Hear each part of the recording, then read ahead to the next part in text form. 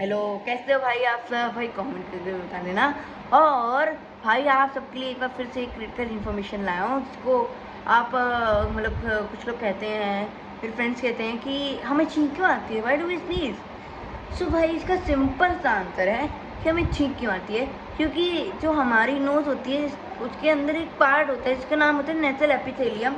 तो नेसल एपिथेलियम पे क्या होता है कि जब वो फॉरेन पार्टिकल्स होते हैं जो हमारी बॉडी के बाहर के होते हैं, बाहर पार्टिकल्स, वो हमारी बॉडी के अंदर यानी हमारी नोज़ के अंदर जाते हैं और वहाँ पे जाके वो नेसल एपिथेलियम पे एंटर करते हैं, जो कि वहाँ पे रेडिएशन मरता है और वो उसकी वजह से हमें छींक आ जाती है। और ये जो छींक होती है ना, ये नेसल एपिथेलियम जो होता है ये पार्ट होता है रेडिएशन का हमारे नोज में। तो इसकी वजह से हमारे जो लंग्स होते हैं वो प्रोटेक्टेड रहते हैं। तो भाई इसलिए नोज जो स्नीज होती है वो बहुत इंपॉर्टेंट होती है, और अगर किसी को जुकाम है तो बहुत अच्छा, नहीं तो उसके लंग्स बहुत